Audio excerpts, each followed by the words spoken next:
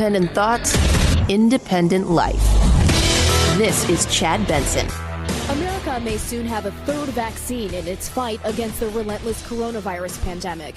Johnson & Johnson applying for emergency use authorization for its single-dose vaccine, just one shot shown to be effective at preventing hospitalizations and deaths. Encouraging news as scientists race to stay one step ahead of the mutating virus. New variants appearing in more than half the country. Thank God. Johnson & Johnson's the one I have been waiting for. It's one shot. It's convenient. It can be stored anywhere, and you can get it at your convenience. Your doctor will have it. Your pharmacy will have it. You don't have to go at 2 a.m. to some weird place inside of where you got to pass through this cone, and then you go over there, and then you got to hold your paper up, and then they're going to go, and they're going to pull you in a little tent, like a drive-through tent, and then they're going to give you a shot. You don't have to worry about that. Do not. That's what Johnson & Johnson's all about. And even if you do catch it, guess what, kids? You're going to be fine. That's great. Why does it matter? It's simple. Jobs. Jobs, jobs, jobs. People are excited for the economy. They have a feeling things are going to start rip-roaring again. I talked to several listeners yesterday who were last year there was a lot of fear, and this year there's some hope and optimism. And we finally got the January jobs report. And let's remember, last year started okay. And then second quarter, just awful. Just third quarter, bit of a rebound. Fourth quarter, people thought we would be through this, but instead we're getting ready for some people call it a second wave. It never went away. And so it wasn't as great as we thought it was going to be. The labor market continued to reflect the impact of the coronavirus pandemic and efforts to contain it. In January, there were job gains in professional and business services in both public and private education, but those were offset by losses in leisure and hospitality, retail trade, even in healthcare. The gain of 49,000 jobs may signal the worst of the virus's impact on the labor market is over, but there are still millions who have been out of work a long time. The unemployment rate dropped to 6.3%, a sign those who permanently lost their jobs have given up the search. Yeah. People are frustrated. And I think a lot of people that, all of listeners who've got their husband or their wife's lost their job. And a lot of what they're saying to me is, you know what? I'm going to kind of wait this out. I'm going to get through this and wait this out. If this was 6 months ago, I'd be looking everywhere. But we have a feeling in, X amount of months that things are going to reopen again. And there are jobs out there. They may not be what you're hoping for, but at this moment in time, there are jobs out there. The roaring 20s, we touched on it yesterday. That's what a lot of people, especially economists and a lot of other people, think is coming. Some sort of giant jump, a roaring in 20s, a rock and roll. The minute we get through this thing, it's going to explode. There is a possibility. Absolutely. But first and foremost, we got to get through this, and it's going to happen. It's going to happen sooner rather than later, but it's still going to take a little bit of time. But that is great news, that we've got this third vaccine. And to show you how good the vaccines are, yesterday, Maccabee Health Center out in Israel released their study. So they have the Pfizer. They gave it to like 417,000 people. They got first and second doses, and they've studied them. And out of that, less than 300 have tested positive for the coronavirus. That's even better than what they report on theirs. And out of those people, none of them are sick. One or two of them had a little mild discomfort, but all of them are pretty much asymptomatic. So, yes, this stuff can quell it and just and that's what we need, because I want to get back to doing stuff. I want to get back to having a party at Super Bowl time. Not that I'm going to go to, but that I'm invited to, because we know I'm not going to those things.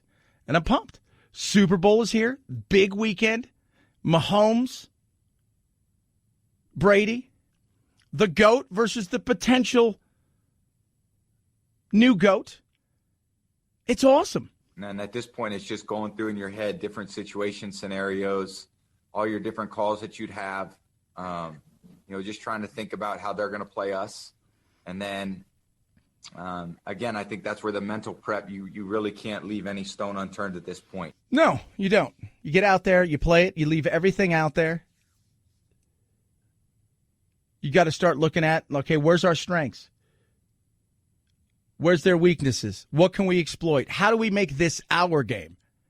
We know exactly what Mahomes and them want. Let's get into a shootout. And they're never terrified. They always take the first punch really well because they're huge punchers. And they can run and they could do, they go. Reminds me of the Rams. Remember the greatest show on turf? So if you're the Buccaneers, you bend, don't break. Make the field short. Make the game long. Run Fournette, right? Big back. He's kind of fresh. Just run him. Just slow it down and drill it. Make it so guys start making business decisions in the third and fourth quarter when you got this 240-pound back coming at you and you're like, I'm going to be a free agent. So we're going to do our best. I mean, that's the kind of thing. You make it that kind of game. You make it a street fight. Because if you make it pretty and flashy, you're going to get blown off the field. But I am pumped. It just feels like, all right, this is where we're going. We're getting through this. It's going to be, it's not a return to any kind of normalcy, but it's going to feel like it's going to be 30,000. It's supposed to be 23, but it's Tampa. Don't be, if you had a chance, you're going to get your ass in there. You know that. So this will be, oh God, I'm stoked. Got my pizza ordered. I got wings ordered because you should have that stuff. That's the stuff you eat. You know what you don't eat? Like, my wife's going to bring her special. I don't want your special dip. It's awful. Nobody eats it. Right? Can we be honest? Nobody does. But it's, no. Nobody wants it. We want wings. We want pizza. We want burgers and hot dogs. 323-538-2423. At Chad Benson Show is your Twitter. Tweet at us. Text the program. Hope all is well with you. I'm excited. It's Friday. It's been a hell of a week. I didn't really cover it much, this loony that apparently the Republicans have decided to hand everything over to her, this Marjorie Taylor Greene. They basically said, hey, you know what? Here, you get to be the face of our party. You get to be this. And I thought to myself, I don't need it. Even my uncle, who is very much a troll, he's a huge Trump supporter. He goes, dude, she's crazy. And for him to say that, for him to say she's crazy, it's real. So yesterday they voted to take her off the committees. The House did. Not a shocker. The day before, McCarthy and them kind of like, well, it's a slippery slope. Really? What, like lasers are a slippery slope? Because that's what she thought the wildfires were. Was it the Rothschilds?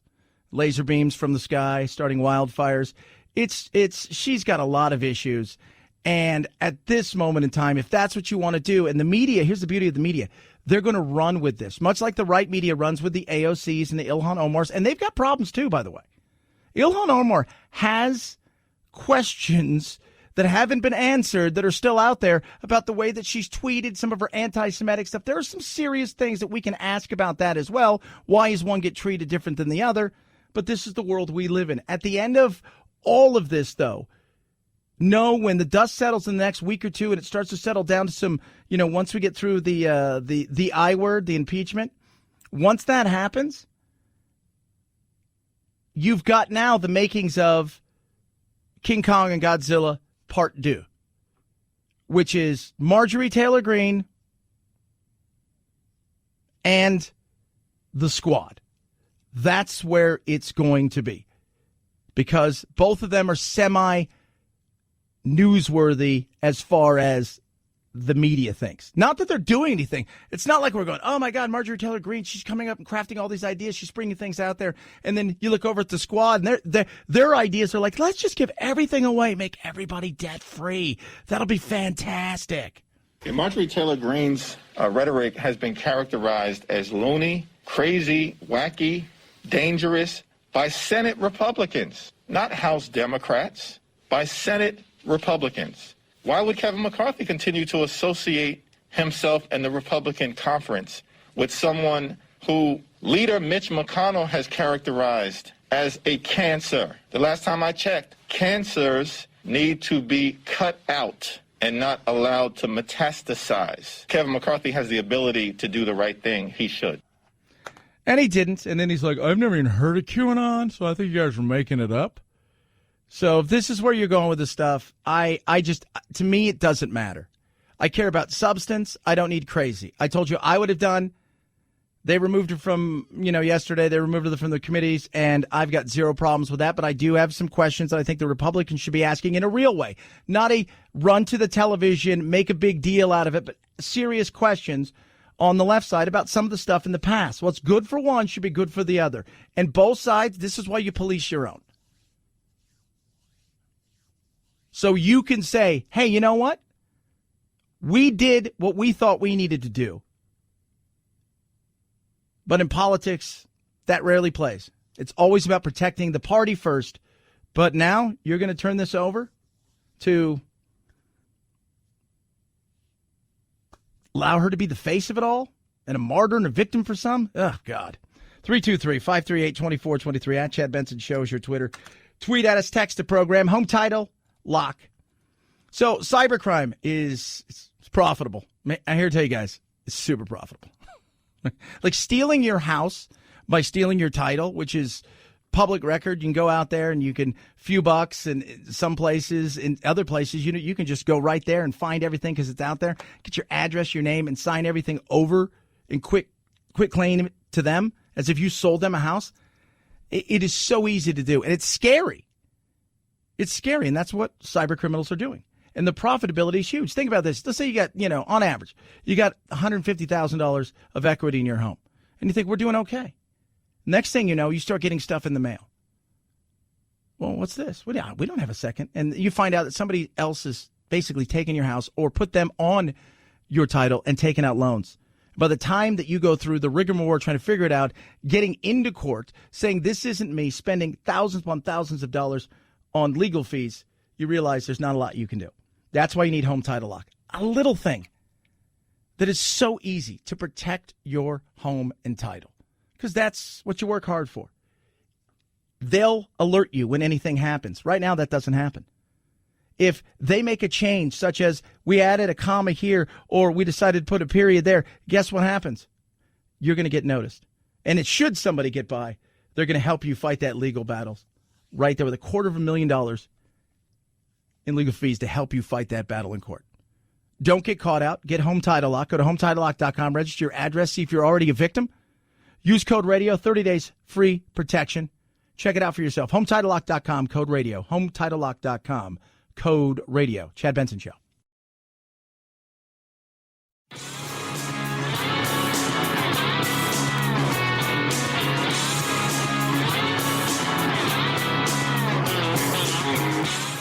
You stink like fear and white male privilege to me.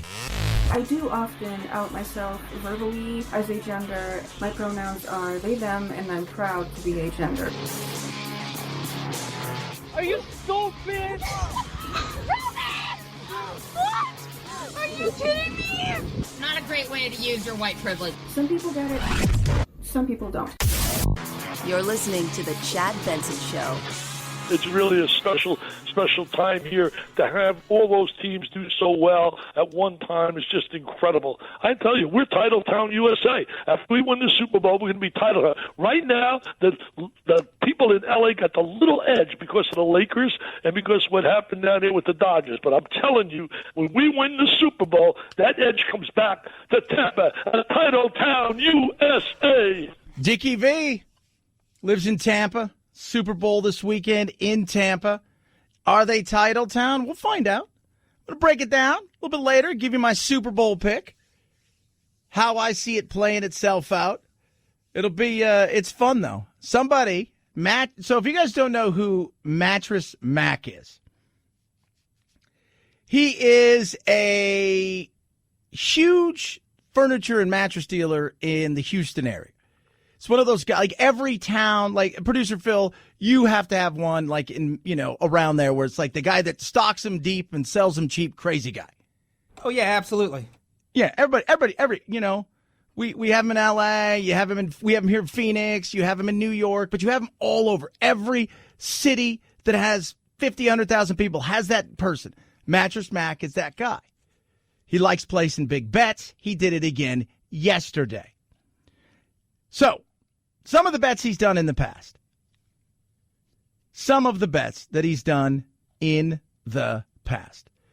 He's done some tame ones. $10,000 bet on the Astros in the World Series in 2020. That one didn't work out. But then he did something else.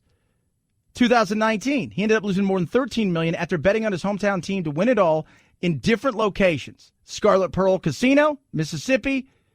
They ended up making 6.2 off of him. Then the Washington Nationals' defeat of the Astros in 7 games. He placed a $3.5 million bet on the Astros to win the World Series at the Scarlet Pearl Casino. It was the largest wager in the state sportsbook history. Crazy. Yesterday, he did it again. This time for the Bucks to win. $3.46 million bet, and he got 3.5 points. And he did it on the DraftKings mobile app. It's so funny. There's a picture of him holding up. It's all $3.46 million. So he's worth a ton. He's worth well over $300 million. And he'll do stuff like, you know what? In addition, he's hedging his bets when it comes to Super Bowl. Customers at his store that spend $3,000 or more on new mattresses will get their money back if the Bucks win on Sunday. So you go in and you buy mattresses and you spend $3,000 on like the set and the whole 9 yards. If the Bucks win, it's free. It's worth it, right? If you were thinking about getting one, why not go out and do it? Some of the other stuff he's done, though. Remember how nasty the hurricane was in Houston? He opened up all of his stores and told everybody he was out of a house. Just come on in. Don't worry about it. Sleep on his stuff. He's a good dude. He's a good dude. That's a lot of money, though. DraftKings must have been like, that has to be a typo. 323-538-2423 at Chad Benson Show's your Twitter. Tweet at us, text the program. You would think he would go to a place where you make a wager like that, where they're going to get you stuff, right? Like you get the Palace suites for the weekend and free tickets to a show if they ever had one. $3.46 million for the Bucks. Gets 3.5 points. Is that a good wager? I don't know. Chad Benson Show.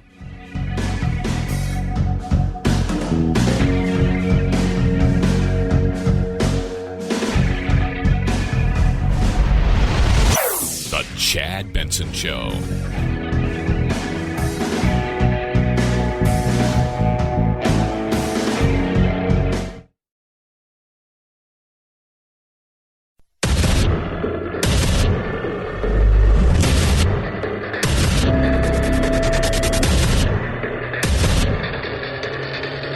Independent thoughts, independent life. This is Chad Benson. Emergency use authorization for the Johnson & Johnson vaccine is expected by the end of the month or by early March. The company hoping to send out enough doses for 100 million people by summer. Yeah, in fact, Johnson & Johnson, why theirs is different. There's talk about a lot of different things. And one of the things I can't get a real answer on is, so they're looking at mixing some of these. And so you've got old and new technology. New technology, mRNA, which is, mRNA, which is the new technology, right? So that's the new stuff over there. That is the 2-shot Pfizer and Moderna. And the thought process is, you know what? We could mix these and that would be okay. You could get one and maybe they've got, look, we've run out of Moderna, but we got Pfizer. And they mix medicines nowadays. It's not like unheard of. But I don't know about the technology because this one's totally different. It's DNA as opposed to the new kind of, the one that scares everybody with Moderna in them. I don't know if that's something we could do. But with Johnson & Johnson, it's one shot. It's old technology. It's DNA technology. It's convenient for people. And I think the emergency authorization, from what I'm hearing, may actually be quicker. They're trying to get in front of them next week. They could ship before the end of the month. And the 100 million, at 100 million, based on we've done, 50, almost 60 million by the end of the weekend, we could be at 80 million, 90 million. So that would kind of be it. And the questions remain around how long will it last? Those things are out there. Those things I don't know. We don't even know if you had it, how long the antibodies stay with you. Some people say it's like SARS. Could be here for good. Other people say 6 months, It's just, that's a lot of the unknown that goes on with this. The quicker this happens, the quicker we get back out there, the quicker we get to doing what we need to do, which is get our lives back and not have to worry about the government coming and going, hey, you know what? Here is another check. And the stimulus, we get it. They're trying to do something, understandable. Frustration, I think, for all of us is out there because I see too many things that have been shut down that trying to build back up. And when you look at the jobs numbers, as we dig out of this last month, could it have been worse? Of course, it could have been worse. But who doesn't want it to be better? The 49,000 new jobs last month is about what economists expected, but nowhere near enough to recover what was lost to the pandemic. Even more jobs were lost in December than the Labor Department previously reported. The unemployment rate is 6.3%. That's down from the prior month, but probably because job seekers gave up. Those who were successful found work in professional and business services and education. Retail, restaurants, and healthcare all lost jobs. Yeah, healthcare is interesting. Why they lost some jobs. Maybe that I don't know. But on the other side, retail, we've talked about this for years. Retail is a dying industry. You look at GameStop's a perfect example of something that's dying. It's dying because we have Amazon. It's dying because we have Wayfair, Wish, all of this stuff. People prefer that. And when they want to get something, they're, you know, if I need a T-shirt, they're not going to go to that store to buy a T-shirt. They're going to go to Walmart. They're going to go to Target. And those are the ones that will survive that. Retail has to rethink itself and what it's going to do. And I don't know what it's going to do. I don't. I mean, I thought about pop-ups are probably the best thing, and then live online. Pop-up. What's pop-up? You know, what is it like? We talked about Toys R Us, which is out of business again. But Toys R Us should have 10 years ago said, all right, we're going to go exclusively online, and we're going to find a company to partner with. We're going to Walmart. We're going to partner with Walmart. We're going to go to Target. We're going to partner with them. We're going to bring in different toy lines, and we're going to offer exclusives to them, and we're going to work with them and go from there. And then on the other side of things, they should have said, as far as retail goes, we're not going to have retail. But you know what we will have? We'll have pop-up stores. We'll open up like the costume stores do at Halloween. We'll open up right around kind of after Halloween's over. Just move right into those stores, set it up so people can come get their stuff. They can order it online, pick it up here, or they can come in and buy. And then the minute it's over, the first of the year, they're closed. But like a lot of other things, they tried to compete and they just couldn't do it. And that's what's happening with GameStop. I mean, people are like, what's going on at GameStop, man? What's going on? Like, you know, I said the other day about GameStop, and this makes me, it's up $1 or so today, give or take. It's at $55. And I told you guys last week, I said, do not be surprised.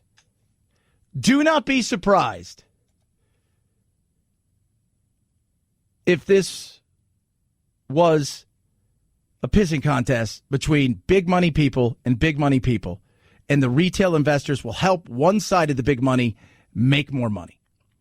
And lo and behold, guess what? People are asking questions about some other big traders that were out there that use the meme stock, as they call it, to run with it and to help push it up. And it's very interesting to see the way that some of these people have profited. Case in point, Senvest Management, New York hedge fund, $700 million they made off GameStop mania.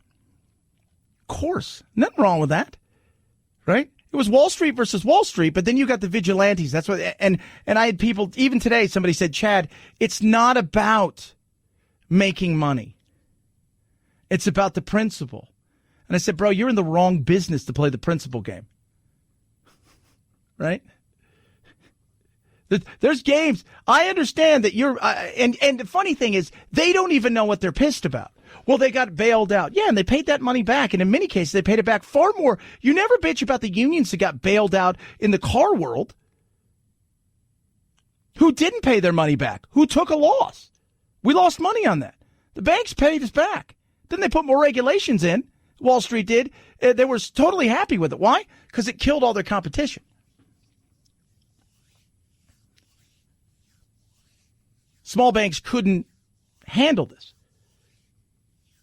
So now you rally a bunch of people and you pretend like, oh, we got this going on. We're going to take these guys out. They did all these things, and you get them and you influence them. You push them out there, and you find out, yeah, there's nothing wrong with this. We're making a ton of money. They think they're doing good for the world. We're taking our profits. They're sticking into it because they're sticking into it. They think that they're on a different thing. It's not about the profit. It is for them, and it should be for you. You losing all your money because you think you're doing the right thing as a vigilante in the stock world is stupid. Learn how to trade if you want to trade and be like them and join them and do the things you want to do. That's better. So much better.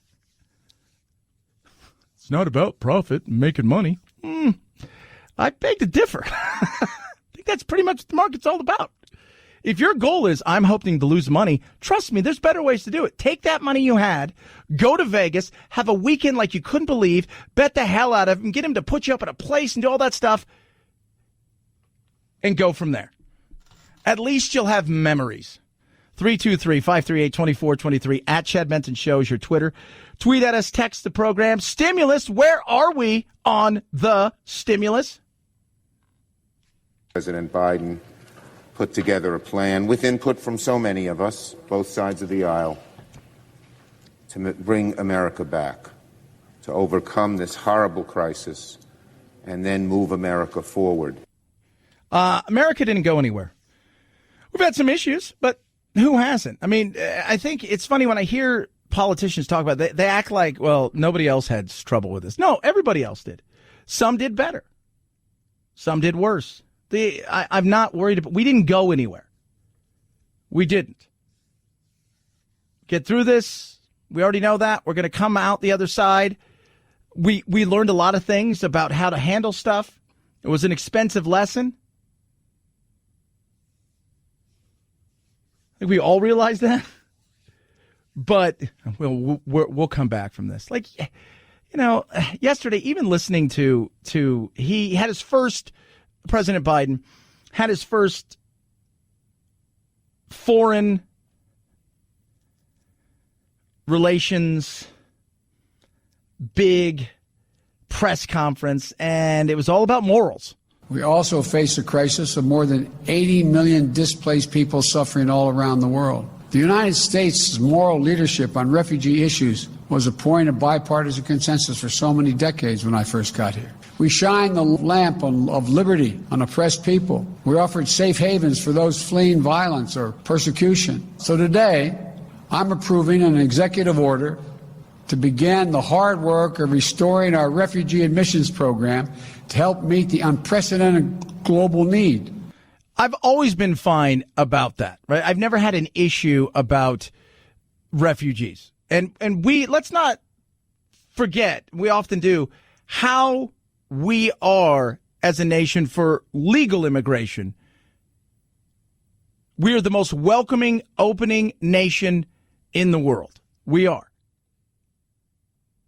But a lot of it was about, well, I have to fix these things and I have to do this and I have to go out there and morally, we have to rebuild. I don't want to rebuild squat. It's going to take time to rebuild what has been so badly damaged. But that's precisely what we're going to do. And this is where I look at Trump and I said, this is what was great about Trump. He's going to get out of Yemen. Trump didn't get us into Yemen. Biden's old boss did. Go look at Obama's record when it came to war. Go look at, for all the Trump's mean and he's orange and he says bad things. And yeah, you know what? Trump said some stuff that he shouldn't have said. Absolutely. Quietly, though, what's never brought up is, hey, Obama was the deporter-in-chief, and he bombed the hell out of the Middle East. We have to talk about that. Why? Because he was nice. He was nice. I have questions, serious questions. I want to see what you can do with China. What are you going to do with China? I'm curious. I'm not talking about the Chinese people. I'm talking about the Chinese communist government. How are you going to handle Hong Kong? How are you going to handle Taiwan? Because I have a feeling it's getting closer than people think.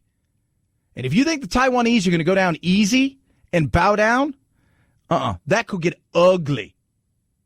How are you going to handle the Uyghur situation that's swept under? Let's think about this for a moment. What if this was modern times as far as reach and access of all the things that we know? And the Birkenau, Auschwitz were open. And camps were open throughout Poland and Germany. And people were in there. There's 3 million potential Uyghurs in China, in camps. But everybody loves that dollar. Understandable. Sometimes you got to do business with people you don't like. And sometimes we depend upon things that, we just don't want to think about. But let's see how he handles some of this stuff, how the policies go. You're going to be tough on Russia? Well, your last administration that you were in, you talked a little tough-ish. But when it came to, stuff like, hey, we need weapons because Russia's coming over here to the Crimea, and hey, can you help us? Like, here's some blankets. 323-538-2423 at Chad Benson Show is your Twitter. Tweet at us. We'll see what China does. But that's what I'm watching. And it's nothing to do with Hunter. It has all to do with, do you have the cojones? And look, I understand we have to play a major role because there's two ways that this world can go. It's us or China. So we're going to have to play a major role in places maybe we don't want to without being super isolationist, but definitely being there. But come on. Let's see what you got. 323-538-2423 at Chad Benson Show, Twitter. All right, Raycon, best earbuds around. I love my Raycons. Take them everywhere, the E25s. They've got several different makes, models. It's just everything is about is amazing. So you take them out, right? They come in this little, looks like a little eggy thing, right? You open it up and wow, they've got different colors and styles. And you pop them in your ears. Seamless Bluetooth pairing, better sound quality, design, and bass. It's just awesome. That 6 hours of talk time. But when you put them in your ear, you feel the difference immediately. And that's the true difference in this. It just makes everything else pop. And I love it. I love it. And the price, well, with Raycons, you can't go wrong. Well under $100, 2, 3, 4 times cheaper than a lot of these other ones out there. Get yours now. Save big. Go to buyraycon.com/Chad. When you do that, save an extra 15%.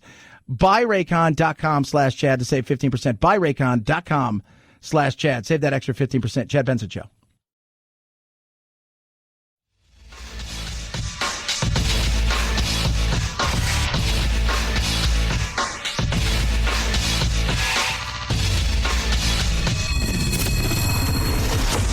The Chad Benson Show, where we reach across the aisle and occasionally poke someone in the eye. You, Tom Brady. I hope this loss depresses you so bad that you hardly have sex with your supermodel wife in your giant mansion. I have no comment to that. It's part of what you do, Super Bowl week. Tom Brady reading mean tweets about himself, which is, we were just talking about it. If you got a sense of humor, it's a great thing. Being self-deprecating is, I think it shows strength. It does. Here's some more. Can we be real for a moment? Is there really anyone you'd rather see dropped in a vat of rendered bacon fat than Tom Brady? Oh, my goodness. Tom Brady seems like the kind of man who doesn't know how to use a wrench. It's kind of true. Oh, we'll have more of that. He's just, the bacon fat thing is so real. We talked a bit about that yesterday. It's like, I was listening to him he was, because they're having to do all their media things, and he was like, yeah, the season ends Sunday, and, if we win, we'll celebrate. If we lose, it's back to the drawing board. But even if we win, Monday morning, it's back to the drawing board. Got to get better, got to get healthier, got to get stronger. And so he shows, everybody thinks that, well, if he wins, he's got to go out, right? Like, because that's the whole point. Somebody his age and, Drew Brees, if he would have won the Super Bowl this year, he's walking away. Like Peyton Manning and John Elway, they won, they walked away. You want to think that he's not. Because his desire and want to win is such that this is what it's all about for him. He'll have an ice cream and maybe a few beverages. And then he'll do one of those mini vacations with the wife and the kids, and they'll go somewhere, and we'll see some pictures of him. And then they're like, oh, he's enjoying himself. And then you'll see him, and he's working out, and he's got that trainer that goes everywhere with him. Because his desire to win is such. Eventually, it will come to an end. But win or lose, unless a devastating injury happens, it ain't going to be this weekend. 323-538-2423 at Chad Benson Show. Your Twitter, your Instagram. Check out Chad Benson Show TV as well on YouTube and, of course, Facebook. Chad Benson Show. This is the Chad Benson Show.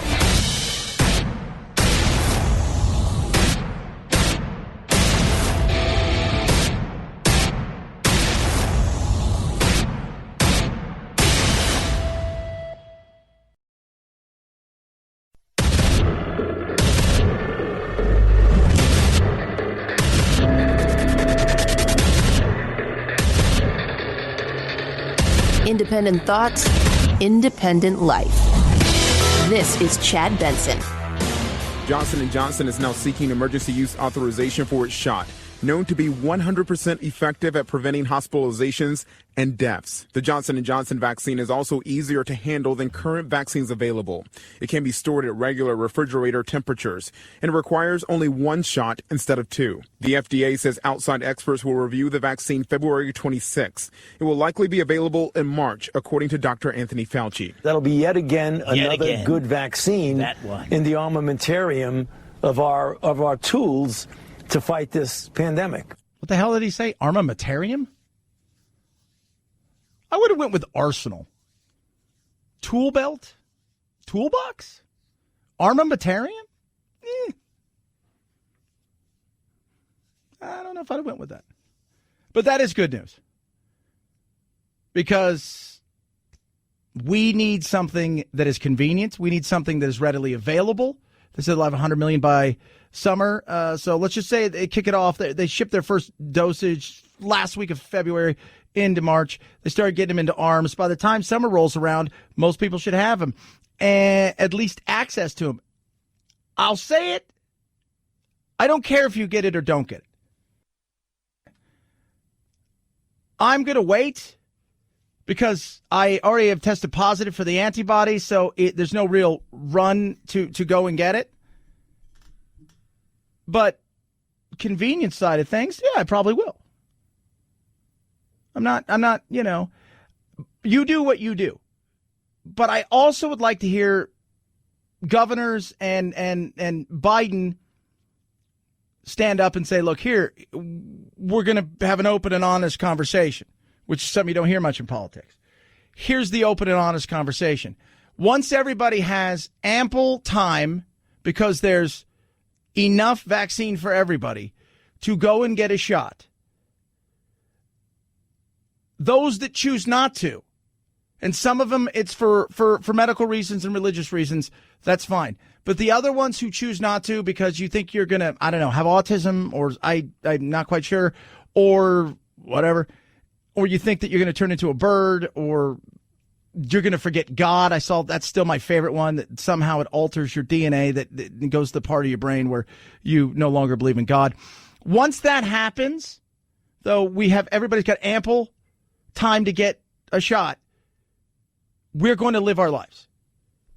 We're going to live our lives, and we're going to get out there, and things are going to open. It goes for teachers, it goes for everybody. We're going to get out there. And if you choose not to get it, that's a you thing. And I think most people will be totally fine with that. Most people, I think, would. So we'll see how it breaks down as far as the states go once they get enough and get it into people. But if you take a small sample size of about, I want to say it's like 416,900 people who got the Pfizer shots in Israel. So they got the Pfizer shots in Israel.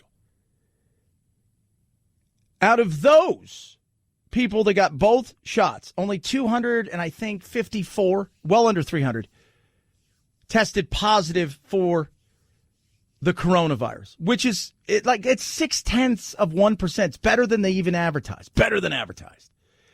And because of that, even the ones that tested positive have no signs of being sick. They're just pretty much asymptomatic. Maybe a little head cold or something like that they feel, but nothing real. So that's great news. Now the longer term is, how long does it last?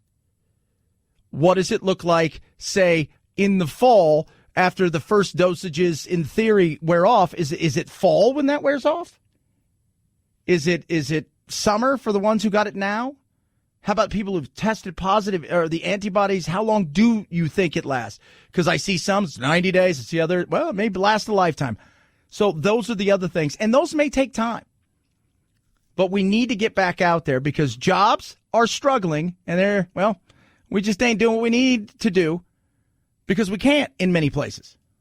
The 49,000 new jobs last month is about what economists expected, but nowhere near enough to recover what was lost to the pandemic. Even more jobs were lost in December than the Labor Department previously reported. The unemployment rate is 6.3%. That's down from the prior month, but probably because job seekers gave up. Those who were successful found work in professional and business services and education, retail, restaurants, and healthcare all lost jobs. Yeah.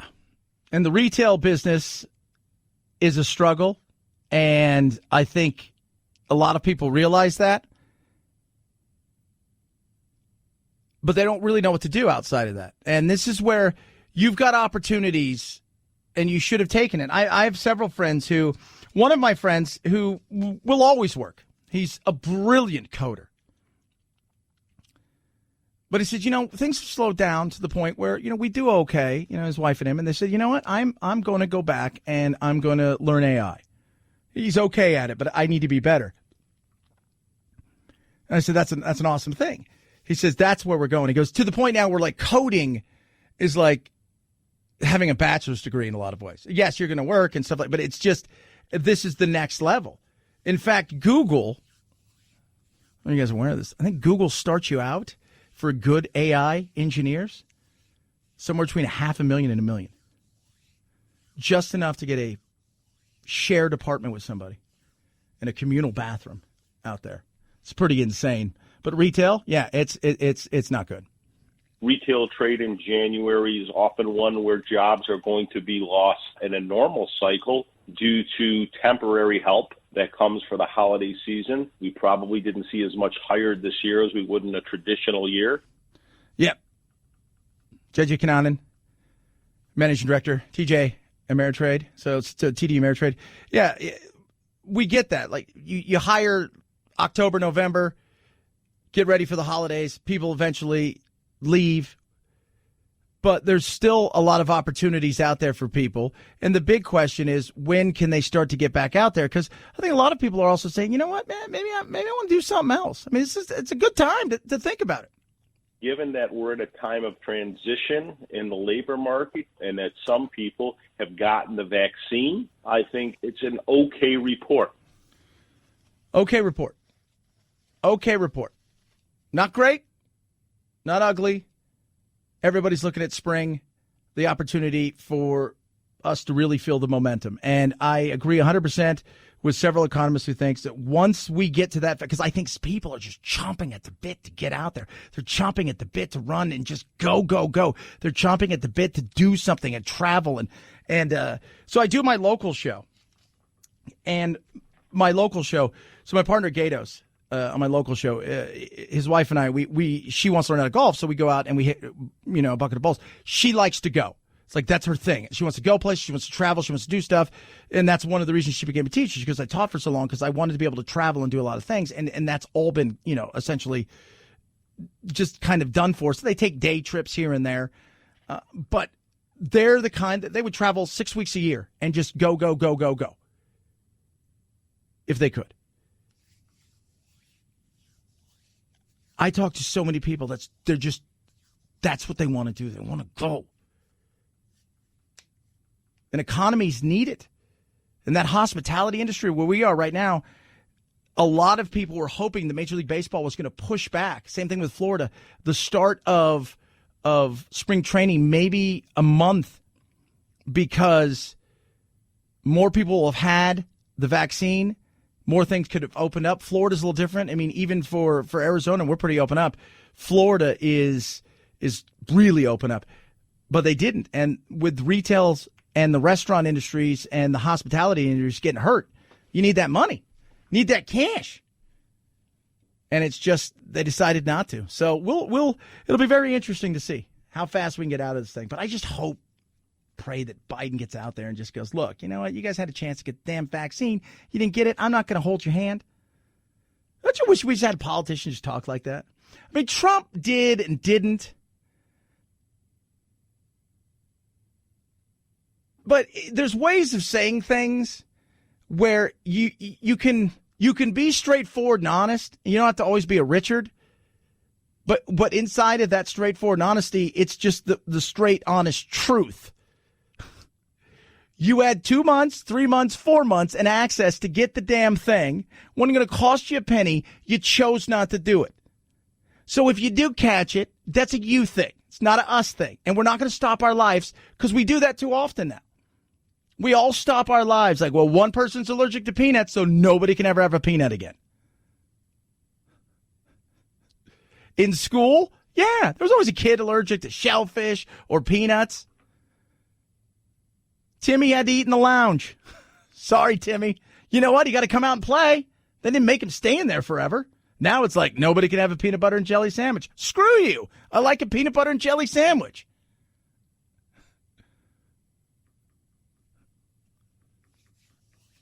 So same thing with this. I'm going to be pissed if they're like, well, 12% of the population didn't get it, so we're all going to have to just continue to live like this. No.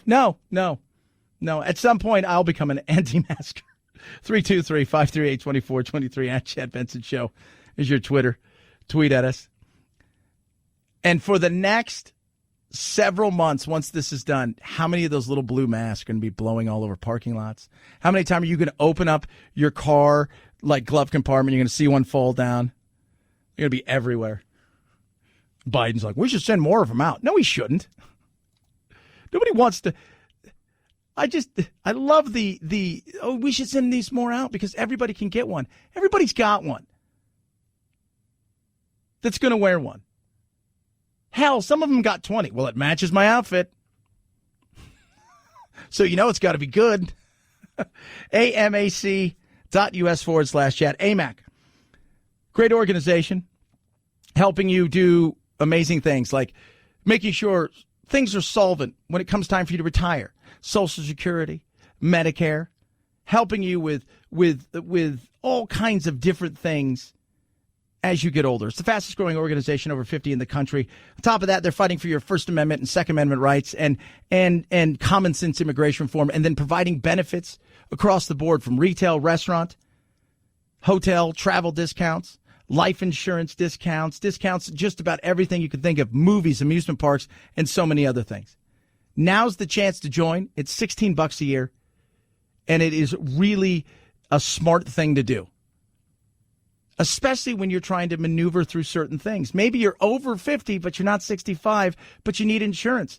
They'll help you find great health insurance. Maybe your parents are at a certain age. They're trying to figure out if they're going to take, Social Security and Medicare. You know what? They'll help you through all the steps and give you great advice. amac.us/chat, amac.us/chat, amac.us/chat. Chad Benson Show.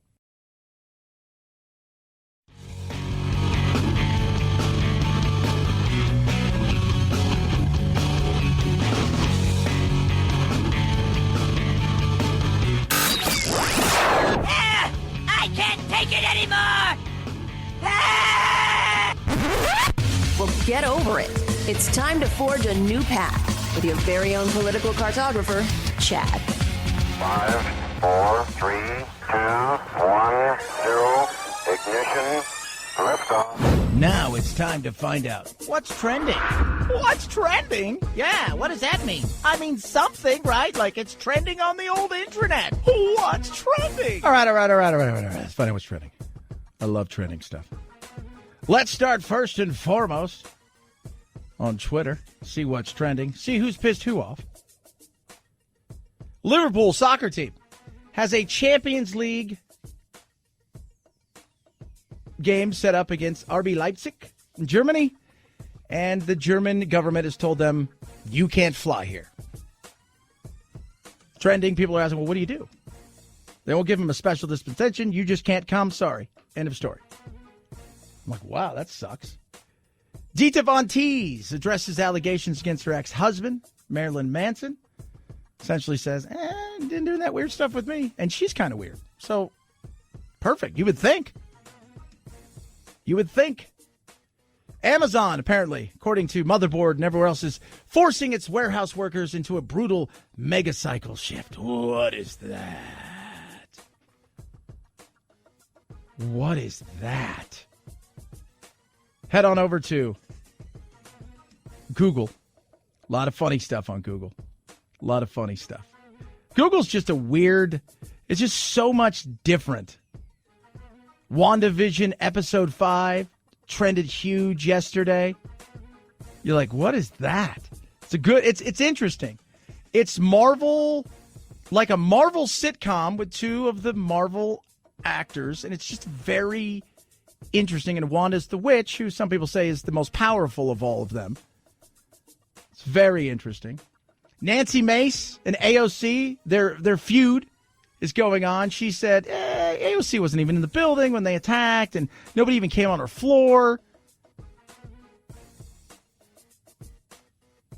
And, of course, the left like, oh, it totally happened. And then some other people like, I don't really know if that happened the way that she thinks it did. I don't know. JoJo Siwa is gay. She's huge. Internet, YouTube. She came out, and, everybody cheered her on. Yay, it's great and stuff. And she done TikTok and stuff like that. And people are cheering on. Some people are mad. And I just does it matter? Apparently it still matters to some people. I don't care. A country western star came out the other, the Osborne brothers, TJ Osborne, one of them, and it's like, does it matter? I mean, oh, well, that's now it makes me think of your music different. I guess people make a big deal out of it. I've just never been one of those people that, it's like anything else. Like, are you cool or are you not cool? Are you cool? All right, then there we go. We're fine. What do you think should be? It's like same thing with oh, would you ever hire a trans person? I'm like, can they do the job? Yeah. I had a lady named Robin who worked for me, was trans, and was great at the job that she did. Zero problems with that. I don't care. Can you do the job? Because if you can't do the job and you don't get hired, it's not because you're trans, it's because you can't do the job. That to me is all that matters. Can you do the gig? But apparently it's still a big deal because everybody likes to put a lot of people in box. Check a box off. Like they get some sort of special point. Well, I guess in some places they do. Chad Benson Show.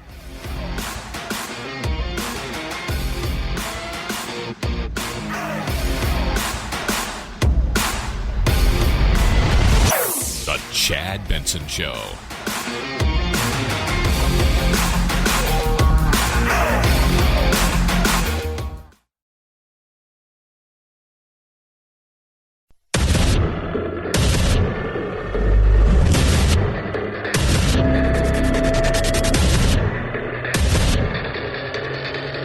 Independent thoughts, independent life. This is Chad Benson. When President Biden was sworn in, Joseph Robinette Biden Jr. I was just crying. I mean, I couldn't stop, that ugly cry that you do. It just kept going, and I was like, oh my gosh, I'm seeing the funeral of our country. And instantly I went into panic mode. I had to call my mom, and I just told her, I was like, we're all going to die. We're going to be owned by China. And I was like, I might have to pull my daughter out of school because they're going to take her. I was scared to death. Another happy QAnon customer. Can you Yelp QAnon? I don't think they did everything I'd like. Quite frankly, I felt I was screwed over, and there is no giant bird people. That, to me, like, if something could be real, like if this era, you get to pick one of these that's real, like big bird people might be interesting. Bipedal giant blue bird people called blue avians? I'm interested in that. I'll take a listen to that. I don't believe it, but if it was, that'd be like, of all the stuff that if, like, okay, 99 times out of 100 we're really wrong. Once in a while, we knock it out of the park. But a lot of times, but blue avian, bipedal, giant birds, people, things, that talk? Goodness me. Yeah. She has issues. She knew it. Like the thought process of this lady, where in the QAnon world that, oh God, I got to pull out of school and but the panic, and we've played stuff from people that were panicking, terrified, waiting for Trump to somehow emerge. Like the Super Bowl halftime show, like right in the middle of something that you get all this smoke that comes up, and then Trump shoots out of something and lands there and pushes Biden down and says, ha-ha, and then next thing, it just didn't happen. And it was crazy. And it's always interesting. Like, how did you get to that level of that? How do you go down that hole? When President Biden was sworn in. Joseph Robinette Biden Jr. I don't know how you get there. Well, I started seeing TikToks, and I didn't know that it was conspiracy things. I just thought they were telling me something that nobody else knew. So then I would reach out to different friends of mine that were bigger Trump supporters. I would say, I saw this on TikTok. What do you think? And they'd start sending me YouTube videos. They would start sending me different Facebook Live videos. And one thing led to another. I just went down this rabbit hole learning all this stuff. But, what have we heard the last 4 or 5 years? Don't watch the news. Fake news, fake news. Yeah. All fake news. Don't watch the news. All fake news. Blah, blah, blah, blah, blah, blah, blah. It's just all fake news, all fake news, all fake news. People buy into it. And some of that's the news media who oversold things that weren't real. And what went from a fake story to everything became fake news. And then, but here's a perfect example of a woman that seems, normal-ish. But she never questioned anything in a real way. She went straight to people that already had an affirmation belief rather than saying, if only there was a tool where I could look some of this stuff up to find out what the real story is, or at least find out if some of it was true. No. But instead, I'll send it to the people who already believe this. So I will affirm that I'm starting to believe what they believe, and then they will reaffirm that I'm doing the right thing, and then they'll educate me even more. Because part of it also, and you heard her say it, is she felt like a lot of them do, like they're learning something that other people don't know. Like they're so ahead of the game that the club is, we know more than you do. We know more. Right before the inauguration, you didn't believe Biden was really going to get sworn in. No, I expected a blackout. I expected the TV to go black and nothing to work, and so we wouldn't see anything. The assumption of what would happen would be that most of the Democratic leaders there, quite a few of the Republican leaders, all the Hollywood elite that had attended, they'd all be arrested. The military's going to haul them off. They said that Trump opened back up Guantanamo Bay, and then the military would run the country, put us in martial law because the left would come too unhinged and they'd be a danger to us. And then Trump would come back when the government was rebuilt. I know it sounds crazy. Yeah, because it is. Because it's insane. People believe. The amount of things I still get on a daily basis of conspiracy stuff that people send me. But leading up those few days before of the martial law was coming at the weekend, and there's always something else. Well, that didn't work. Well, yeah, but that's there. You don't understand. He's playing 4D chess and everybody else is playing checkers. It's just the truth was he lost. People didn't like that. There were reason to question some of the things that had been done in some of the states because non-elected officials decided to do some stuff. It wasn't stolen from him. But yes, as we've said and will continue to say at the end of time, as long as human beings are involved, you will have some form of fraud or, mischief, cheating, whatever it is. But it wasn't cheating the way that he threw it out there.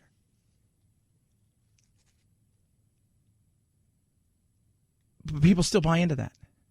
And that's scary. I mean, we played that guy yesterday who was funny talking about how this really isn't Biden and Trump. Biden and Trump have had a face switch, face off, like the movie, Cage and Travolta. They swap faces. And that the impeachment is actually Biden paying for his crimes. It's nuts. People buy into it. And some conspiracy theories, they're fun, right? I'm saying, is the earth flat? No, but you know what? You've made an argument that is at least cogent and kind of hilarious, and I'll go with it. And, who killed Kennedy? Where's Hoffa? Are there aliens? What's Area 51? Yes, some of those, you just sit there and those are okay. But this was otherworldly, and people were taken advantage of. And they had real issues. I think I spent a lot of time isolated from everybody. I'd just been home a lot. I've lost my job last April in 2020, and I was super depressed. And I think in a way I probably lost touch with a little bit of reality and that almost like common sense. I was the biggest Trump supporter there was. If he were to have said something, and if he were to just say Q's illegitimate, nothing's real in there, I think some people would leave. Maybe not all, the people that are way too far into it. I thought the world of him. So if he would have said that's not real, I'm not coming back, it is over, I would have believed him. And the Q thing, let's remember Q was around long before Trump, and it's still around. And the Q thing's interesting because some people need a conspiracy. Some people are always searching for that. If it's not the Trump and the deep state, it was Bigfoot. If it's not Bigfoot, it's aliens. If it's not aliens, it's whatever that they could find. They're always chasing something.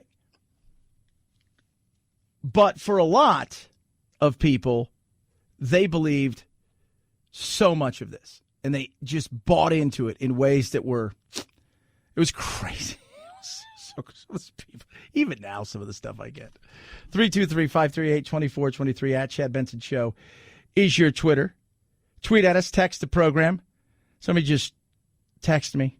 He says, Chad, I know you're independent and you call yourself that. How do you justify position in a political situation where the moral issue of abortion is at stake? That's a very interesting, out of nowhere thing. I'll tell you, who am I to judge anybody? Honestly, I'm not. God didn't say, all right, here's the deal. We're going to send Jesus down. He's going to do his thing. And then, but we're going to let Chad be like the Judge Judy of, no, we're all sinners and I don't judge anybody. And whose morals? Are they your morals? Are they my morals? Because your morals may be different than mine. My morals may be different than that. Our morals may jive, but that person over there's morals. He's got his own morals. Or she's got her own morals. I don't judge that stuff. I don't get in, I live my life the way I do. I try to be the best I possibly can. And I do, what I can, but I make mistakes. Everybody's made mistakes. And I get a lot of I always tell everybody, stop talking about morals and talk a lot about a conscience. Like with Liz Cheney, right? She said, I voted my conscience when it came to Trump and impeachment. Okay, that was your conscience. And to me, that's sleeping good at night. You felt this was the right thing to do based on stuff. I totally get that. Some people will see it different. But the moral thing, when people bring in morals, I don't get it. Whose morals are we talking about? Your morals? My morals?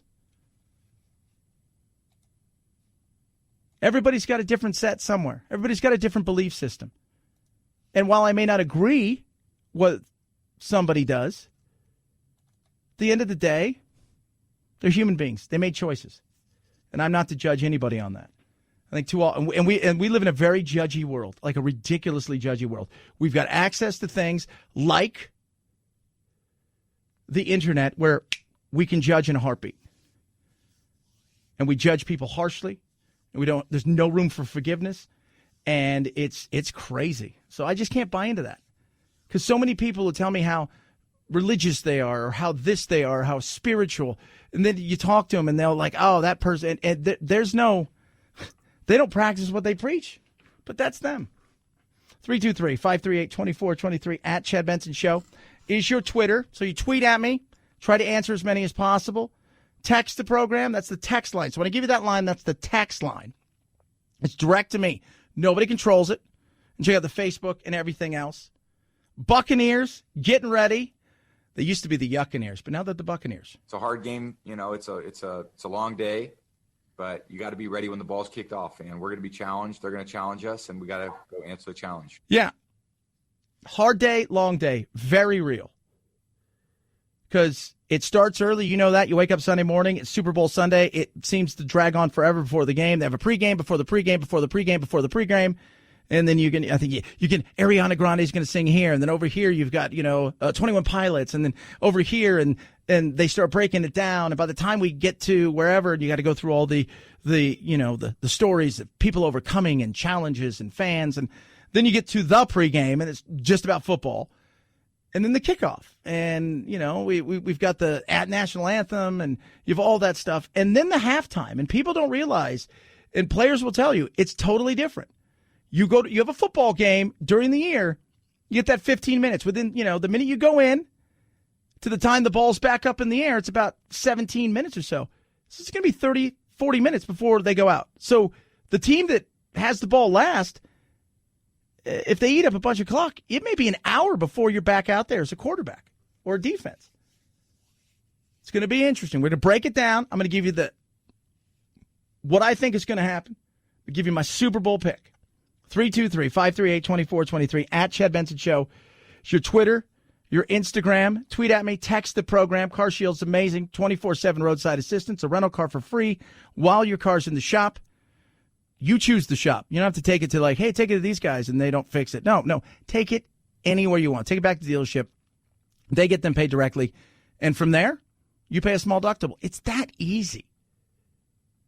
Whether your car has 5,000, 150,000 miles on it, whether it's newer, it's got electronics, you're worried about that. You're worried about your transmission and your engine, the air conditioning, whether the windows are going to work. They've got plans that are right for you. The plans start as low as $99 a month. Over 1 million drivers Car Shield has helped, and they're ready to help you. Get yourself protected. Get coverage today. Call, be specific on what you're looking for, 800-665-2157. When you do that, you mention code Benson, you save 10%, or you can visit them online at carshield.com, carshield.com. Use code Benson, save 10%. A deductible may apply. Chad Benson Show.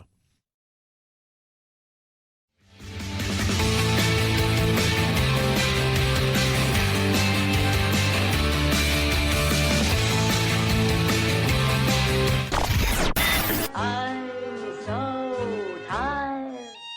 I'm exhausted. If you're part of the politically exhausted majority, don't fear. Your time to be validated and rejuvenated is here. Wake up. It's the Chad Benson Show. What is science? What is engineering? What are our healthcare leaders saying that we need to do to be responsible so that not only the players and the coaches are safe, but the fans that are attending? They want to come and enjoy a game and come to the game safe and leave safely. So all of the protocols are put in place by local and state guidelines. Troy Vincent there talking about the Super Bowl this weekend. Obviously, not like Super Bowls in the past. Normally there'd be, 62,000 at the stadium, something like that. I'm not quite sure what it holds. And plus they add some stuff, maybe it would be huge. and it would be 2 weeks of a party in Tampa, but we're living in a different time at this moment. But there's still going to be 23,000 fans and about 30,000 cutouts. So that'll be good. And that kind of noise, though, will still be there. They're going to have noisemakers, and people are going to follow the guidelines and, have fun. And I'm pumped about it. Just the game itself, because Tom Brady is amazing, and Patrick Mahomes it's just a freak of nature.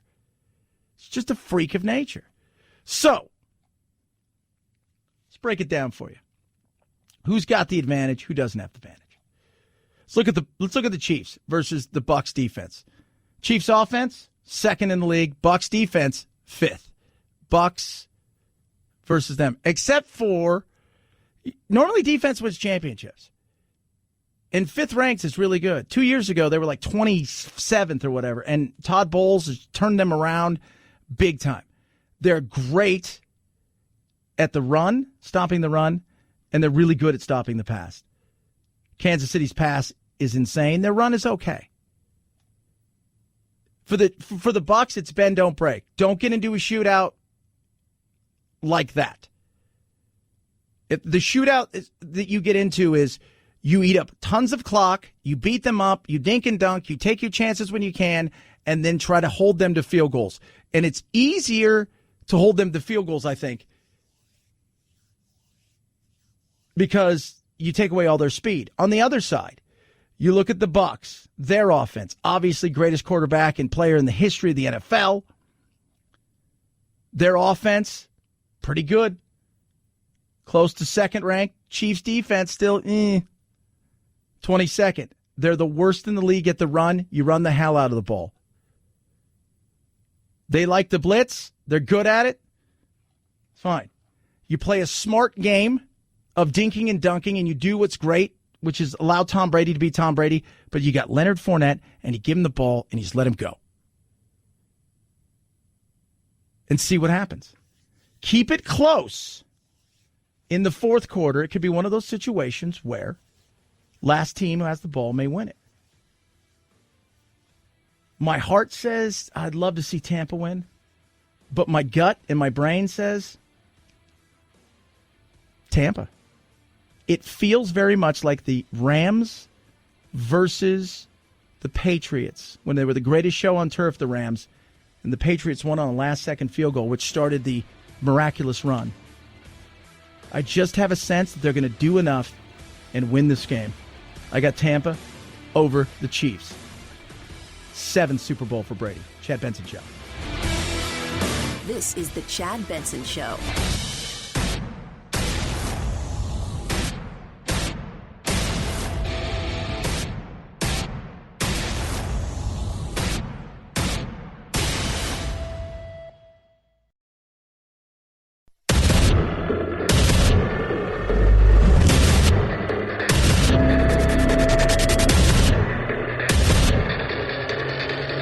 Independent thoughts, independent life. This is Chad Benson. The majority leader laid the foundation to pass President Biden's massive $1.9 trillion package with 0 Republican votes. They're not interested in doing the hard work it takes to build consensus. No, in some ways I don't think they are, but I think there's a lot of them that are interested. I think there are some vocal people out there who look at Biden and think that, hey, you know what? We're going to do what we do. We want this. We want $15 minimum wage. I want you to do that right now. Go and do that. Most small businesses in South Carolina and throughout the country have been struggling to stay open. Yeah. So the thought process of $15 minimum wage is insane. Just no. So let's kick that to the curb. As far as checks going out, hey, that's got to be really talked about in the way that they want to do that. There's going to be checks going out. Is it $1,400? Is it an extra $2,000? How much are you going to give per kid? We get that stuff's going out. What about a lot of the other stuff that's in there, especially all the big money for all the states out there that are struggling? There's so many things that are there when it comes to the stimulus, and that's going to get us, some people think it's going to be great. It's going to get us all back and feel. It's going to be a jolt, a little shot in the arm for some. For others, it'll be like, oh, cool, I got an extra X amount of dollars. Nothing's really changed outside. I can't go to my favorite restaurant and do some stuff. But for a lot of people, yeah, it's going to be a helper. But what's the cost long term? How long is it going to take? Biden spoke today about jobs and how long it's going to take. At that rate, it's going to take 10 years before we get to full employment. That's not hyperbole. That's a fact. We're going to be in a situation where it'll take a long, long time. Most economists, most experts who look at the economy from both sides of the aisle, they're targeting 2024. Some industries, it's going to take much longer. Travel industry, while it'll get a bump the minute this thing's open up and people just want to go, it's still going to take a while. Hospitality industry, yeah. And then the ever-changing retail world, that also is going to have to reset itself, and who knows what that looks like after this. We talk about all the bad, but there's been a lot of good in the sense of people are resetting themselves, saying, you know what, I don't know if I want to do this anymore. I don't know if I want to, I've got a chance maybe to go do something else. I need to start thinking about a different way I want to take my career. Businesses have adapted in other ways. There's a lot of things that are going to change. Not everything has been for the worse. Some of it will be for the better.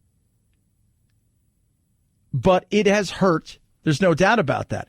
Then you go, all right, so there's that. We've got our January jobs report. What did that look like? The labor market continued to reflect the impact of the coronavirus pandemic and efforts to contain it. In January, there were job gains in professional and business services in both public and private education, but those were offset by losses in leisure and hospitality, retail trade, even in healthcare. The gain of 49,000 jobs may signal the worst of the virus's impact on the labor market is over, but there are still millions who have been out of work a long time. The unemployment rate dropped to 6.3%, a sign those who permanently lost their jobs have given up the search. Yeah. Some are going to wait it out. They hope they're going to get some money. They'll be able to maybe get by. They've already made their moves where they had to move back with their parents or they had to get rid of their place and they've got roommates. Whatever it is they're doing, they're saying to themselves, if I can just get by this, then rather than me going out and find something temporary, let's see what it looks like on the other side of this. Not that there's not jobs available. There is. Absolutely, there's jobs available. But for a lot of people, it's on the jobs that, I don't want to do that. You got to figure that out for yourself. But the economy is still the economy, stupid. As it goes, so will people's emotions. On the other side of it, good news today when it comes to another vaccine. This one is the one I say is a game changer, and that is Johnson & Johnson. America may soon have a third vaccine in its fight against the relentless coronavirus pandemic. Johnson & Johnson applying for emergency use authorization for its single-dose vaccine, just one shot shown to be effective at preventing hospitalizations and deaths. Encouraging news as scientists race to stay one step ahead of the mutating virus. New variants appearing in more than half the country. This one, to me, is the game changer because of the convenience. I talk about that all the time. Going back for a second shot, the way it's stored, it's not convenient, and we're a convenient bunch of people. Its advantages are plenty. In addition to being one dose, these vaccines also don't require ultra low complex storage conditions. So there are some practical advantages. Translation. It can be stored anywhere. Your doctor's office, Walgreens, rural, smaller areas that don't have the infrastructure and the capacity for the Pfizers and for the Modernas that need that super minus 92.5 degrees or whatever. That's a huge advantage. And 100 million will be ready and distributed to pharmacies and doctors' offices and health facilities across the country by summer, they say, which should put us in a situation where we could be full bore by the end of summer, which means kids back in school in a normal capacity next year. I think for some people out there, they've already punted as when it comes to their children. My son, they said they're not even going to entertain coming back until March. And then out here, it's pretty much a no-go. Some schools are open. Private schools are open. Some public schools are doing hybrids, but it's like that across a lot of places in the country. And I know for a lot of parents, getting kids back in a normal routine, helping their mental health, but also freeing up opportunities and time to do other things like go back to work, join the workforce, do the things that you need to do. That's going to be massive as well. It's going to be a good year. It's going to take some time, but I still believe in my heart of hearts, it's going to be a damn good year. 323-538-2423 at Chad Benson Show is your Twitter. Tweet at us, text the program. The Super Bowl, baby. Oh, yeah. We won 7 straight. And Key, you probably have a Buccaneer media guide there, but if you go through that media guide starting in 1976, the Bucs have never won 7 games in a row. And also we set a franchise record with 8 away games in a row, counting the playoffs. And we beat 3 division champions on their home turf. So this is a very confident football team that's going to play Kansas City. Yeah, and they've beaten Kansas City already once this year. They are, and I think people look at the record, 11-5, 14-2, and let's be real, the last game that the Chiefs played in the regular season, they played virtually nobody against the Chargers. It was their backups, and they lost. So easily could be 15-1. The Bucs were an entirely new team in a lot of ways. New quarterback, new system. Took a while to get themselves up and running, but once Brady really got more time with these guys and also had that attitude, he's got that attitude like we're here for a job and this is the job. And that job is to get out and play and to win. And that's I think they're a much better team than that record of 11-5, which is what they were, and they've won. So they're 14-5 now. These are a much better team than that. They're a much better team. Can they win one more? And that's the question that I think a lot of people are like, can they do it? Because you would think on paper, it's like, wow, Mahomes, he feels like every time he's got the ball, he could score, do all these things. Game's not played on paper. You have the greatest quarterback, arguably the greatest tight end, a running game. You've got guys that can play this game, and you've got a pass attack that almost rivals theirs. So, yeah, they can play this game. They can. They can absolutely do it. Now, you go from there to the halftime show. As The Weeknd has been promoting his latest album over the last year, the imagery he's created has been at times violent and disturbing. But at a press conference Thursday about Sunday's Super Bowl halftime show, he said he'll tone it down. Definitely will keep it PG for the families. We also learned that because of COVID protocols, his stage won't be set up in the middle of the field. We kind of built the stage within the stadium. As for where he might be getting some inspiration, think 1996. Diana Ross is my favorite performance, so I watched hers over and over again.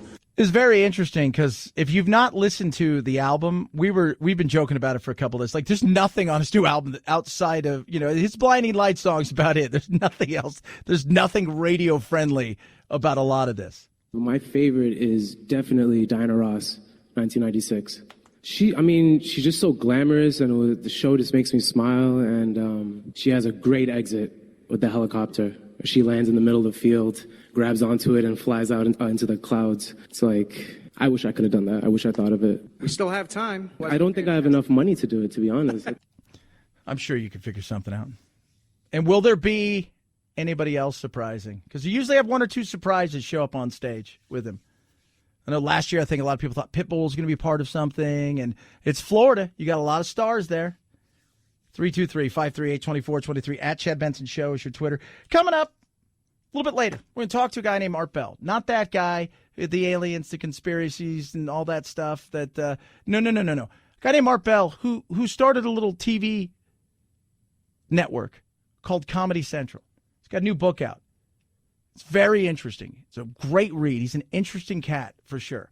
323-538-2423 at Chad Benson Show's your Twitter. Tweet at us, text the program, Chad Benson Show.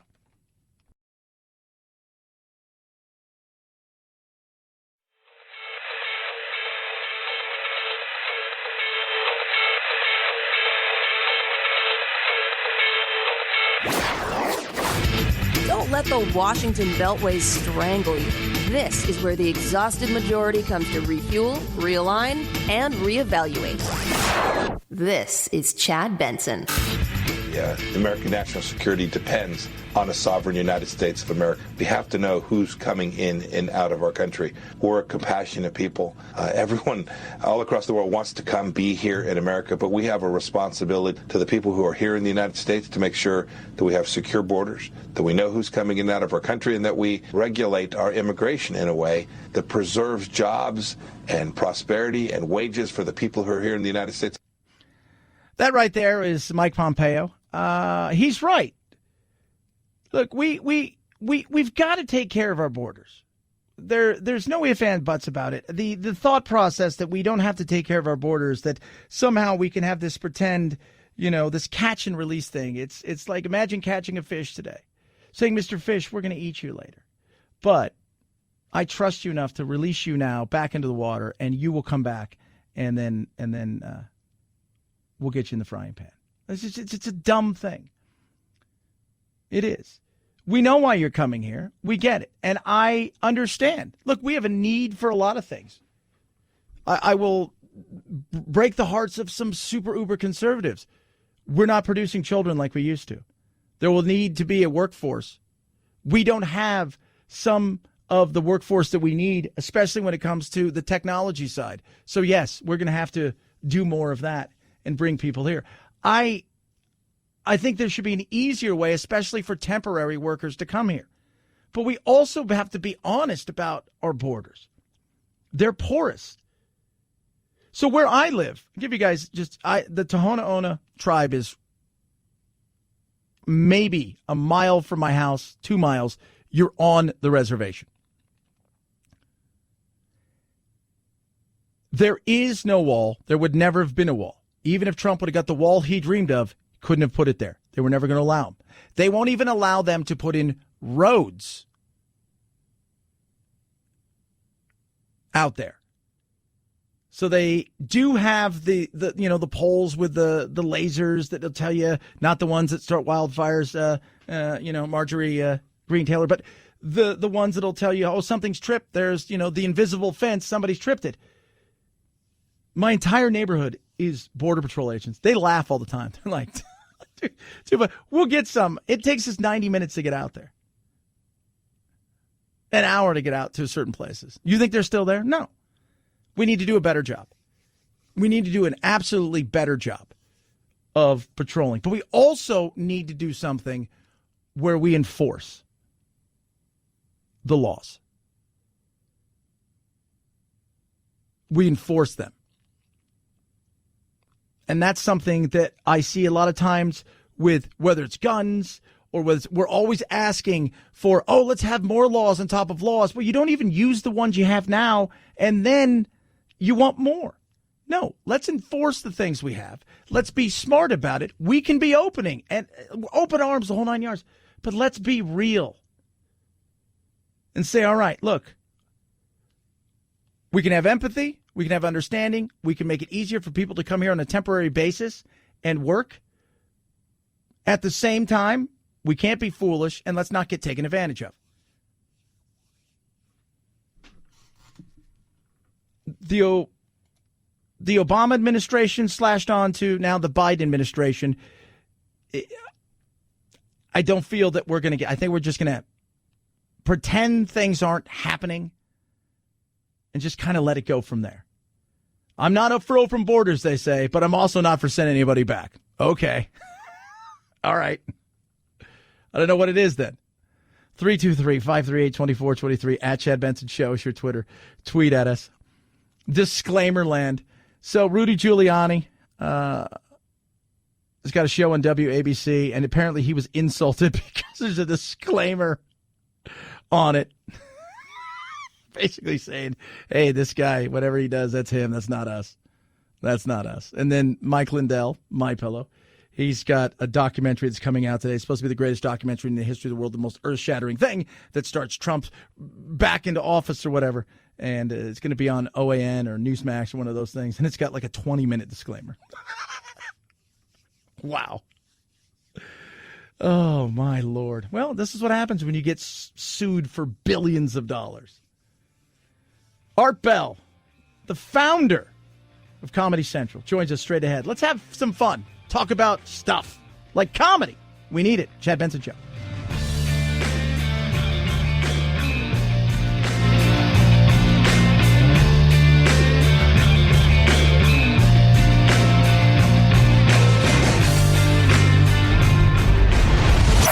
The Chad Benson Show.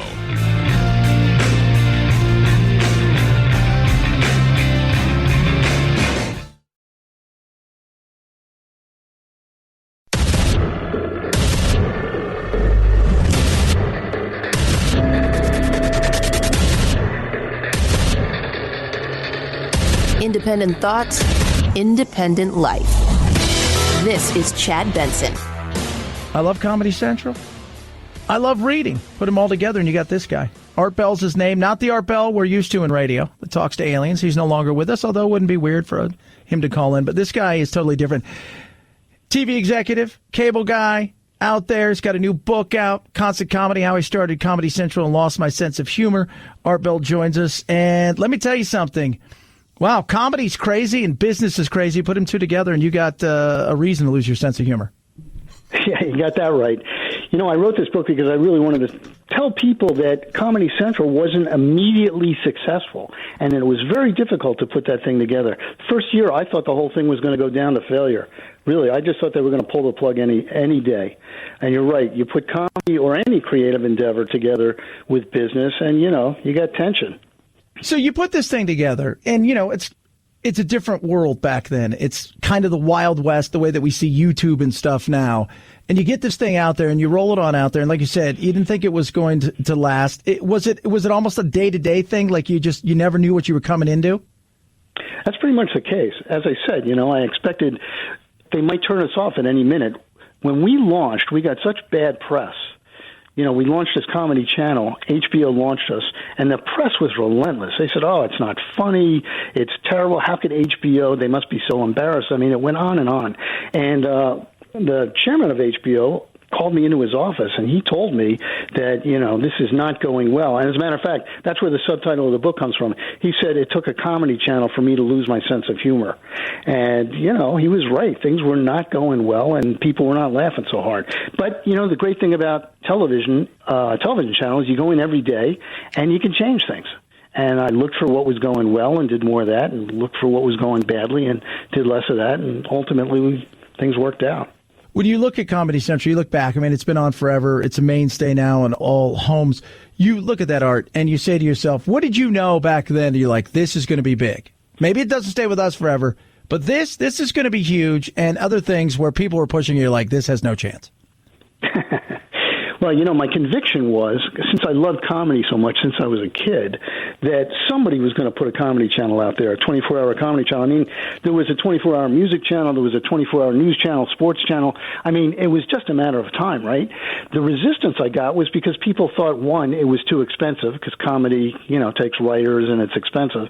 And two, they thought, look, there's too many channels out there already. There were about 15 or 20 at the time. But they thought nobody's going to want more channels out there, so it's not going to happen.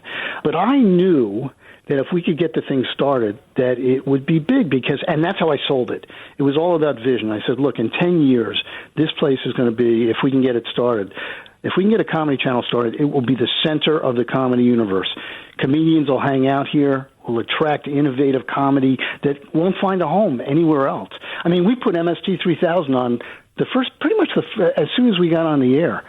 That wouldn't have gone on anywhere else. NBC wasn't going to put it on. HBO wasn't going to put on. Mystery Science Theater 3000 guys sent it to us. And they said, hey, we hear you guys are starting a comedy channel. Is this something that might interest you? And of course it was. That's how I knew it was going to be successful. Yeah, you just never know. And you get those things. I was working in radio at the time, and it was in Los Angeles, and I was working for Robert W. Morgan at K-Earth 101. And we got a VHS tape one day, Art, of these guys from Colorado who had made this cartoon, and we were aghast by it. It was hilarious, and it was awkward, but we didn't know what to do with it. We're a radio station in like 1996, and it was South Park. And you just don't know until you give somebody the chance of what may or may not happen. And you launching people like that. You also talk about Bill Maher. I mean, you know, what he wanted to do and what he's still doing. And that's totally interesting, especially in today's world. Yeah, no kidding. And Bill Maher came to us and he said, look, I want to do a show that crosses the line. Most networks say, hey, man, you know, we got to be careful about stuff like that. Bill got us, you know, we did the show. Bill got us in trouble. Bill got himself in trouble. Then he went to ABC, got himself in trouble. Then he went to HBO. I mean, you know, that show wouldn't have existed, I think, without Comedy Central putting it on the air. And we put it on the air. I was very proud of that. Talking to Art Bell, great book, Constant Comedy, How I Started Comedy Central and Lost My Sense of Humor. Today's world, we need comedy more than ever. You see what's going on. We also have a world where comedy, I don't think comedy's changed much. Comedy, I worked in comedy for years and did voiceovers, but radio has always been my dream, and I'm able to do some comedy now and then, but it's just not something I super focus on. But I live for comedy. I love comedy.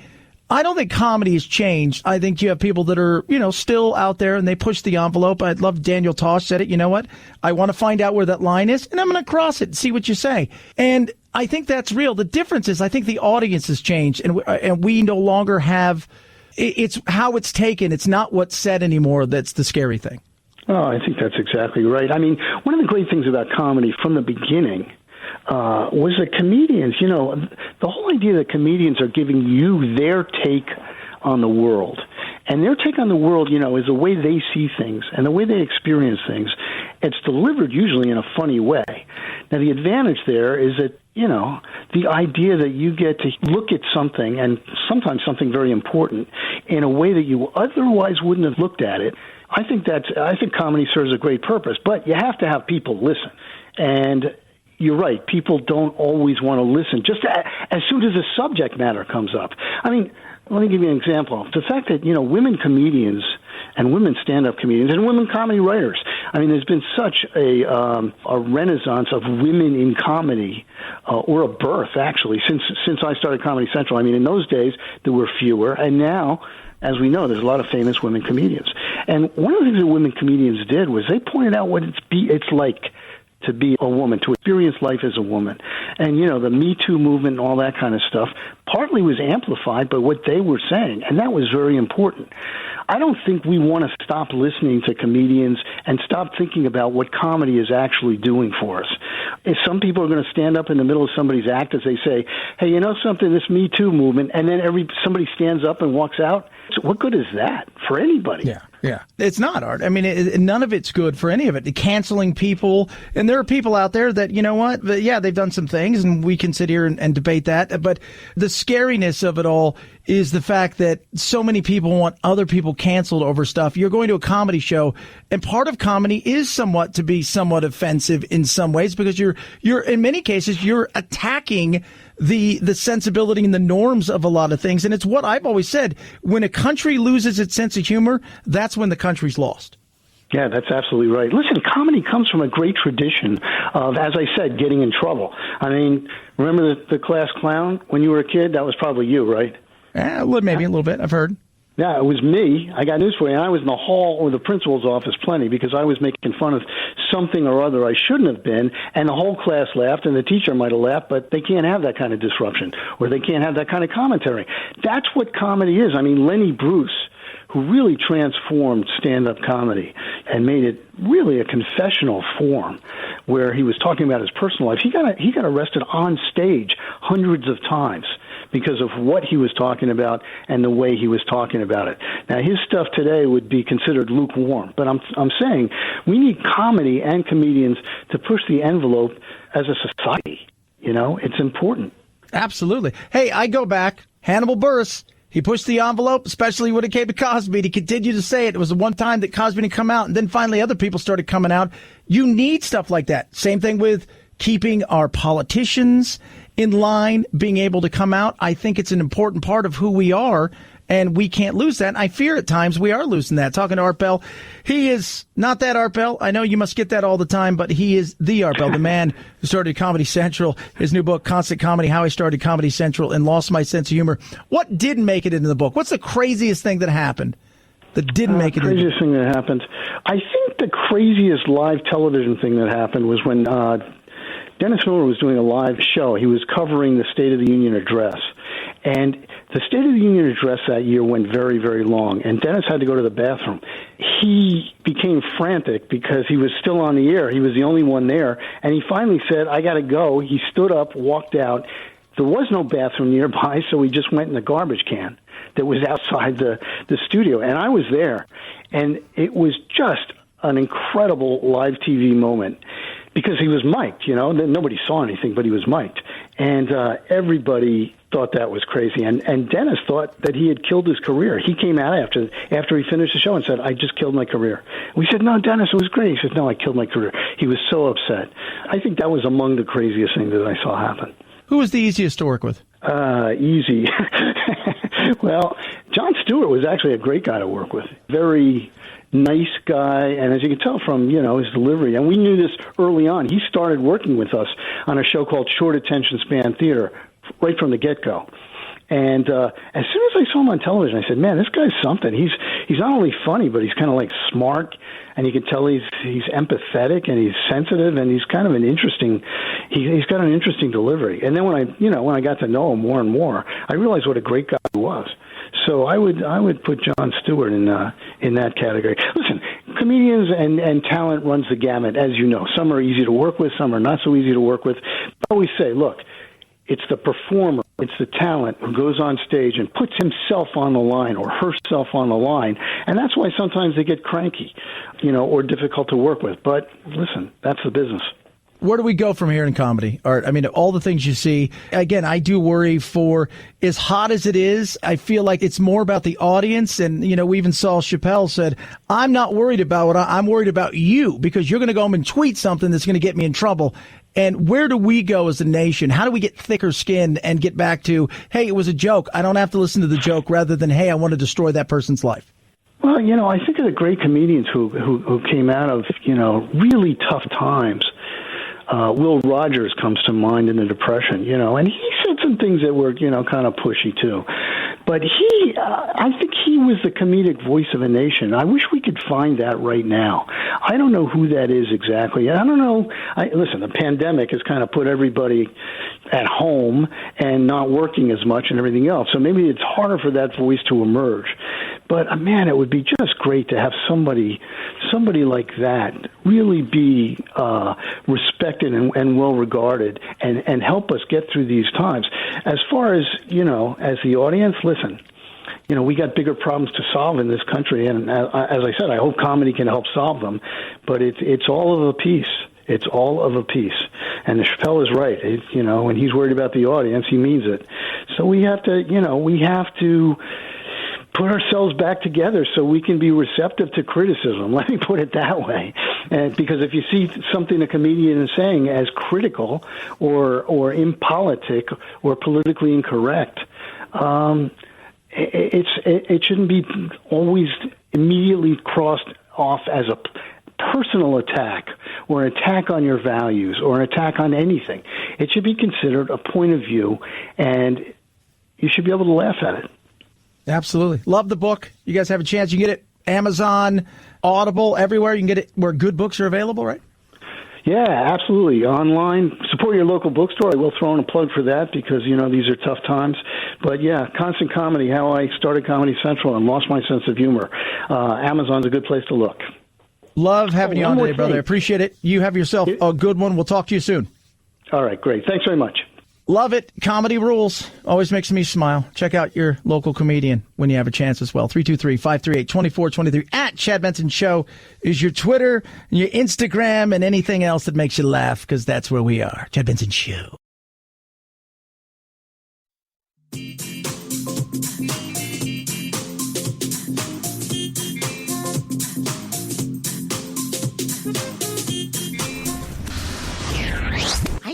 usually don't get into politics. As an ordinary suburban housewife, I feel a little disrespected. I teach my children not to name call.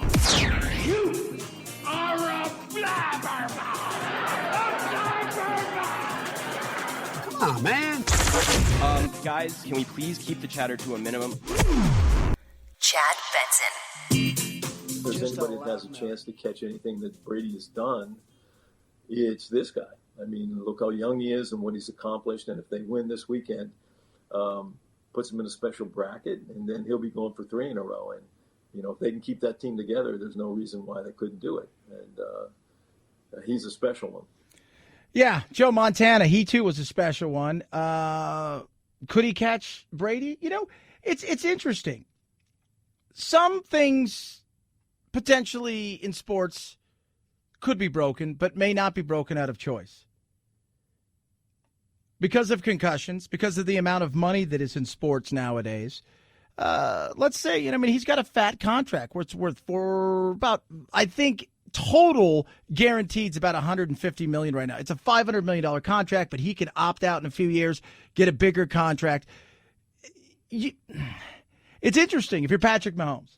So let's say he's got a baby on the way, he's got a wife or soon-to-be wife. They're one and the same, by the way. Just throwing it out there. So, unlike Tom Brady, because remember Tom Brady met Giselle when he had a baby on the way with someone else. Remember that? That was kind of odd. So, let's just say he's 32 years old. And he's worth $250, $300 million. He's got a few more Super Bowls. Do you want to take a bunch of hits? Could you catch Brady? Yeah, if you stay healthy and everything. But you do ask yourself the question. It's very interesting. As we continue to grow in sports with technology and we take care of our bodies better than we ever have, and you see somebody like Brady who's setting an example of the season starts the day after the Super Bowl's over, and it goes all the way till the day the Super Bowl ends, and it's 24/7, and you live this and you take care of yourself, and your body will take care of you. All that being said, he's got a drive and a passion. You're 32. You're worth God knows how much. You want to continue to do this? I think that's a real question. You are going to see more and more players, really ask themselves. And we've seen it over the last couple of years because of the concussions. Guys have stepped out of the league, but they weren't this. The only one close to this was Andrew Luck, who walked away a couple seasons ago. And he was barely getting to his prime, and he's like, the injuries, all this stuff, I don't want to do this. I got kids, I got life. I want to be able to remember it all. I've got enough money. So I think that's weird. We're going to be able to play longer. We're going to be able to be healthier body-wise, but our brain, especially in these situations, still there isn't that fix for it. So you'd have to think. Do you get to a point where you got enough money and say, all right, on to something else? 323-538-2423 at Chad Benson Show is your Twitter. Tweet at us. I'm going to do it again. I'm going to give you the breakdown of said football game this weekend. Super Bowl, sitting there. We've got some wings coming. Very excited about that. Delicious. I will have some pizza, throughout the day, maybe some hot dogs, burgers, grill it up, sit down and watch. I expect it to be a good game. I don't expect it to be a blowout. If it's a blowout, the only way a blowout goes is for the Chiefs. I expect the Buccaneers to run the ball. Chiefs aren't great on the run. I expect them to eat up clock and make it a close game and bend, not break defense. Make the game short and small. Don't give up the big plays because they live on the big plays. And I don't think they're going to blitz a lot, which is what Mahomes does great against the blitz. I think it's going to be ugly, more of a street fight than a fashion show. And I think at the end of the day, Brady gets his 7th Super Bowl. And tomorrow morning, the day after, he's going to wake up, start working out, and getting ready for the next season. Guys, have a blessed weekend. Watch the game. Have fun. We'll do it again on Monday. As always, night-night, Jack. The Chad Benson Show.